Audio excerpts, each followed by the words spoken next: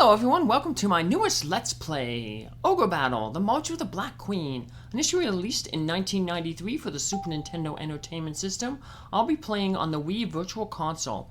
It's pretty much a one-to-one port of the game. The only thing that I know has changed is the Seraphim's attack has been changed from Jihad to Laser. But other than that, it's a straight port of the game.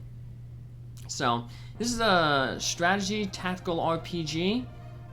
We'll be controlling our ratty hero Orpheus, and he will be leading a bunch of different fantasy characters and units in a battle against an oppressive empire. So, it's going to be a long one. In this Let's Play, I'll be going for 100%, which means that I will be doing all 29 regular campaigns, stages. I'll also be doing, as a bonus episode, the bonus campaign, the Dragon's Haven, the Fire Seal campaign.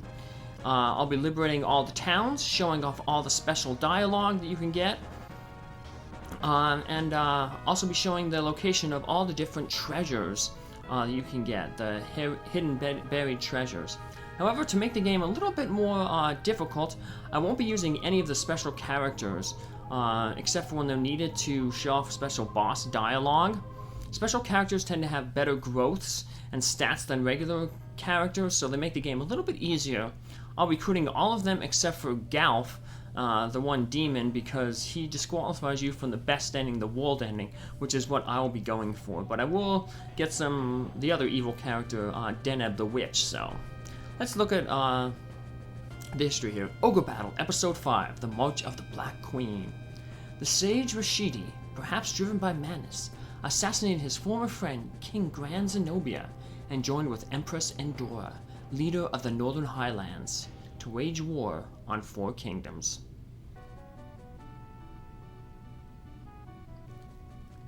The overpowering military of the Highland legions took but a year to subdue the whole continent, and the Zetagenean Empire was born.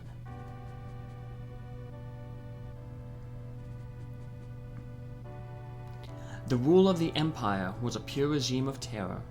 Merciless persecution was directed against the loyal survivors of the old kingdoms and those who would escape tyranny. The hearts of the people were troubled by secrets and betrayals, and much blood was spilt upon the land.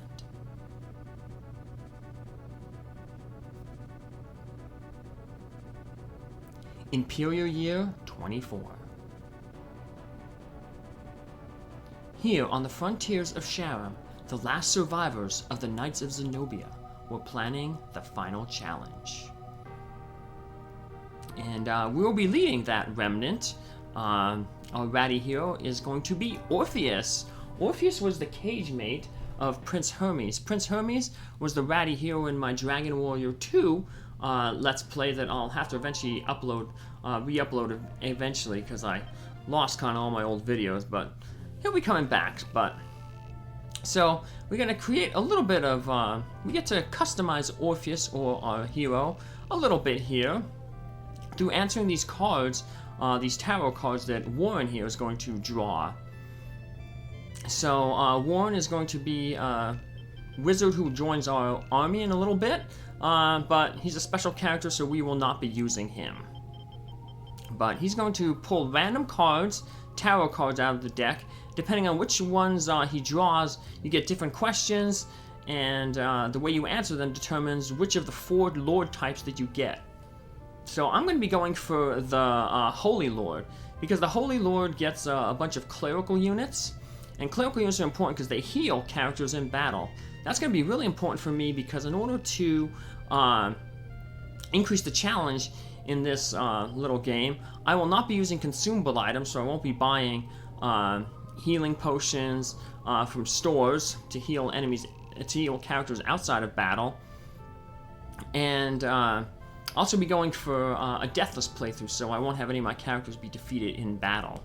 So, but we'll go over battle and stuff like that as we get to it. But see, we're drawing the tarot cards here. I will be using tarot cards in battle.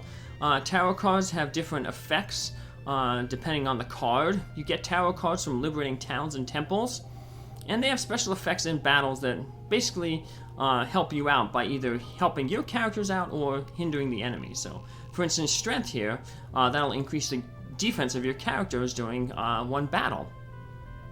Wold makes your characters invincible to magic for one battle. And let's see, this one, Star raises your agility of your characters for one battle. So, and we'll get into battles and stuff as we, as it becomes more relevant. So we have a lot of time here. This playthrough is going to actually be 92 episodes in total. So yeah, I've already finished it off. So it's going to take a long time. So, but I'll be uploading one a day. So be ready for 3 months of content. So after we answer a bunch of questions, I have a link in the video description to show you how you want to answer questions depending on the type of lord that you want, and I'll go over the different lords in a little bit. We get to draw a final tarot card. Every single one of those tarot cards is the same, and every tarot card that we were selected to answer, we're going to have in our tarot card inventory that we can use in our initial battle here. So here's our starting army. We have just 3 little fighters in the front row and a cleric in our back row along with Orpheus. Orpheus, as you can see, is a holy lord. And that means that he has a holy banish attack in the front row and a hit all ice cloud attack in the back row. Depending on where your unit is placed in one of the 2 rows in unit formation determines their attacks. So now each time we select a little campaign in the map here, we get brought into zoomed in map, and on the map we have our own enemy base, which is our own base, which is a little castle, and then there's an enemy base, which is the other castle on the map. So right now, this thing, because it's only a tutorial level, it doesn't have any enemy units other than the boss, which is on the enemy castle. So you don't know who the boss is of the of each stage. It's kind of hidden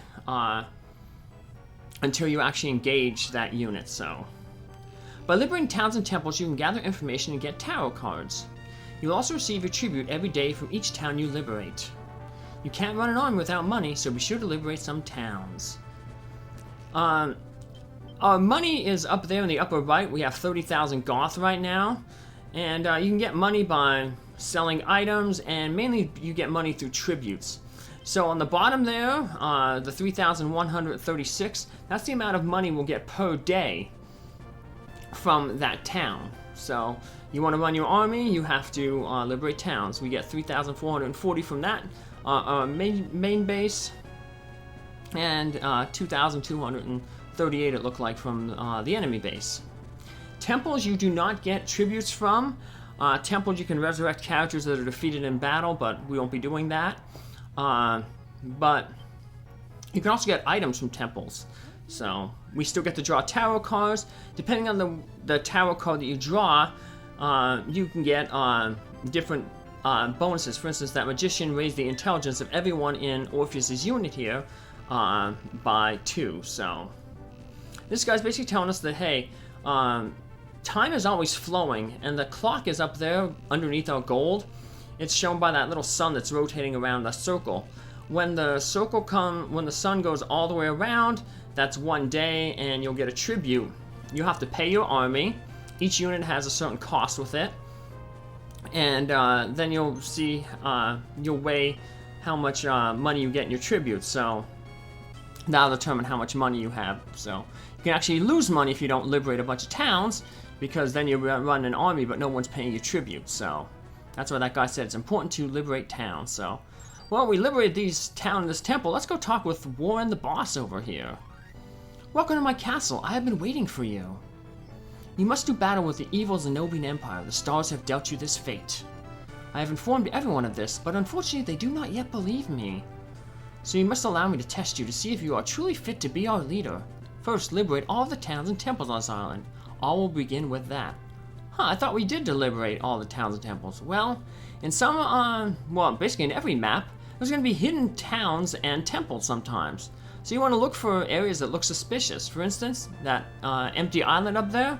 Yeah, if we go up there, we'll actually run into a hidden town.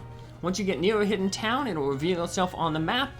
And just like regular towns, you want to liberate them to gain tarot cards and tribute. So, in addition to liberating towns to get tribute, it can also affect your reputation meter. Your reputation meter is that little bar on the right underneath the sun, the little clock. So we liberate this one. We're going to get our second army unit and a second special character. So, unfortunately, we got some bad cards. We got this devil card. It's going to drop our reputation another 2 points. Another point. We lost 2 earlier when we drew the death card. So, my name is Lance. I am a knight of the Royal Zenobian Army. You must be the new leader Warren was talking about. I must say I like the look in your eyes. We lived until this day only to see the wasteful death of King Gran avenged. I believe that at your side we may be able to do just that. I hereby pledge my allegiance to you until the Zenobian Empire is crushed and true peace has returned to the land. So now we got a second unit in our army, Lanza's unit, and we can deploy them by pressing the X button. We don't need to do that for this battle because there's no other enemy units to fight. So future maps will though have units to fight. So you can have up to 10 of your own units out to do battle, and each unit has 5 slots in it. They can be filled by 5 small units, which is what we only have right now, or with 4 small units and 1 large unit. Large units take up 2 slots, or 2 large units and 1 small unit. So we'll go over more of that when we actually get an army. And we're going to get a pretty big army here once we defeat Warren over here. So that's like our test. So when we actually go fight Warren, or any enemy units, the game switches to like a little battle. You don't really have much control over this battle. The only way you can control the battle is you can set the tactics for the battle. It seems you have prepared for the battle ahead. You must now do battle with me. If you manage to defeat me, all will follow you. Let's do it. So, we have 4 different tactics commands. You can bring them up by pressing the A button in battle. Right now we're on best. We can do best, strong, leader, or weak. And I'll go over each of them and how they affect the way your characters act in battle. So you can actually lose this battle if Warren hits you with 2 good strikes there. He did a 40 damage to our leader, to Orpheus there. If he hits Orpheus again with another 40, well, the game will be over. If your opinion leader is defeated in battle, it's game over. So it doesn't matter how many other units you have in battle, but he shouldn't manage to defeat us because we have our tactics set on strong. Strong means that your characters will deal less damage when they're attacking, but they'll also take less damage in battle. So I'll go over the other tactics later as they become more relevant. So right now, basically we defeated Warren, so he says, hey, everyone will now follow you, and we are going to get our army. And the starting units that we get depends on the way we answered questions in the beginning of the game. So since we answered, was a high alignment lord, basically we have our own special unit, and then we're going to get 2 units from whatever lord was ranked 2nd, 1 unit from the lord that was rated 3rd, and that'll be our starting units. And we also have Lanza's unit and Warren's unit. So we're going to just band all our army here because for the most part the computer doesn't really make really good armies for you, so it's much better to just delete everything and rotate your army out depending on the levels of the characters that you have and the type of map that you'll be fighting on. So for instance, if you're going to be fighting in like an island area, you might want to use a lot of water units like octopuses. If you want to fight in the mountains, you might want to use a bunch of mountain units like those hellhounds there. So we're going to be customizing our army a lot, basically between levels. I will be using all the different classes in this game. So some classes a lot of people don't like using because they're kind of weak or underpowered. other classes are overpowered, so they'll tend to get more use. But I'm going to use all the different units just to show everything off. So I also will be making sure that, like I said, none of my characters die, but I will be dismissing several characters because you can only have 100 units max in your army, so that could prevent you from getting special characters, because special characters like lands, Warren, they come with their own units. So if you try to recruit a special character, you don't have enough room in your army, well then unfortunately that character won't join. So now one of the things that I like to do is I always used to make my Lord unit a high flying unit. So I'm going to throw in this Griffin here. So now he will be able to fly across terrain and jump around the map really quick. I'll also be throwing in some good alignment characters. We have alignment is an important stat, because that determines your the way that people kind of view you. So I mentioned earlier that when you liberate towns, you can get an increase in reputation. So if you have a good alignment, which is basically 60 or above, you tend to get better reputation because you're putting a good face of your army in terms. So you tend to want to have like holy units like clerics, paladins, samurai masters, angels, and stuff in units that liberate towns. You don't want to be walking into town liberating it with like evil units like werewolves and demons and stuff like that. Just people won't look at your army very well. So go to the southwest of Warren's castle. You may find buried treasure there.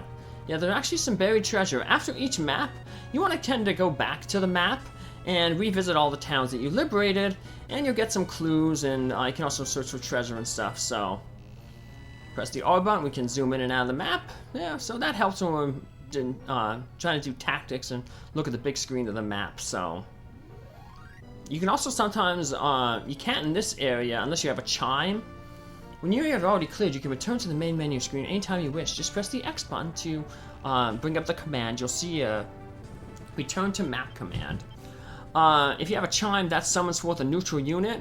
If your army is low, you want some different characters, you can make 3 commands at the main map screen, pressing the X button. So you must be able to use all the units under your command. So let's go visit to the southwest of Warren's castle. We're going to find some treasure here.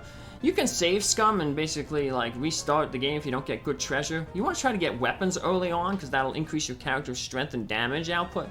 But I'm not going to worry about that. I'm just going to get whatever treasure I get. So and there's also another treasure in this map in the lower right corner. We're going to fly over there. We can select the thing. Black armor gives +8 physical defense, +4 black defense, and -3 white defense. So different characters, depending on their class, have different resistances. So there's another treasure right here. And I was mentioning earlier about the chime. That summons a neutral unit. You can recruit neutral units, you can befriend them on the battlefield, and they'll come fight for your army. Sometimes, though, they won't want to, depending on your leader and your charisma score, they may not want to join you, so we can't, unfortunately, recruit any neutral units in this thing unless we have that chime item, but we don't have that, so. But we will be recruiting several units throughout the game, neutral units, because we want to have all the different types of units in the game. So right now we mainly have just base unit fighters, base unit Amazons. They can turn into different classes based on their charisma and their alignment score. So lower alignment would turn them into like evil characters like Dark Knights, or wizards, where higher alignments can turn into good characters like knights, samurais. So different class trees based on the gender of the unit. So we have male and female. Female base unit of the Amazons. You want to put Amazons in the back row, because if you look at their stats, from the back row they shoot 2 arrows, from the front row they only shoot 1 arrow. So put them where they're most likely to do the most damage. So that's how you win battles. Every unit will take their turn in battle, and once at the conclusion of every unit taking their turn, whoever deals the most damage will win that win that battle. And well, like I said, we'll go over more of that. We have, like I said, 92 episodes to go over it. Well, 91 after this, to go over a lot more of the stats. But right now, I'm just building my army. So I'm going to try to use mostly low level units, because they'll gain more experience in battle. And it also puts a better face on your army. Everybody likes the underdog, so that's another way to gain reputation and alignment for your characters. If a character defeats, there's different. I'll eventually describe more the formulas used, but basically, if you defeat an enemy that is higher level than you, most likely you're going to get an increase to your alignment and your charisma, and that determines a lot of the way your class will progress. So, if you're not charismatic enough, you're not going to be able to turn into a leader class. So right now, like the base Amazon and base soldier class, they can't be leaders. See, there's that leader thing, leader okay. If it has leader okay, that can be a unit leader and can lead other characters in battle. If it doesn't have that, well, then that can only be a follower unit. So, like for instance, you can't have a griffin here lead a unit because it's an animal, and so it just doesn't have that charisma to be a unit leader. So now we want to, in building your army, you want to try to have some good alignment units to, liberate towns. And good alignment units fight better in the day. And then you also want to have some lower alignment units, because they'll fight better at night. So you want to have a mixture of good and bad units, depending on the time you're going to be fighting. And like that one guy said, time progresses, throughout the stage. So it'll be constantly going from day to night and back to day. So that's why we're going to have a good mix of armies. In addition to that, you also want to have a good mix of different type of terrain types. So I'm going to have some flying units. I'm going to have some water units, because we got some water in this upcoming map. And we're also going to want to have some plains units, because most of the time that's going to be where most of the fighting is going to be on regular plains. I'm also going to equip some different items here to just give a little bit of minor stat bonuses. So it looks like we got our army here for the first thingamabopper. So we have this option. Once we get to certain levels and certain stats, we can change classes, but right now you can see that none of our characters can really change classes. You'll see the little no there, or the O. O means they can change classes, but right now all the classes that can change will just be like degrading. So like we can change that Beastmaster into a regular fighter, but why would we want to do that? He's in an advanced class, he'll get better stat gains, and he can be a leader right now. So we'll do class changes, as we get into it. But that won't be for a little bit, so just save our game here, and then we'll get ready for more battling in our next episode. Take care, have a good day, thanks for following along. Bye!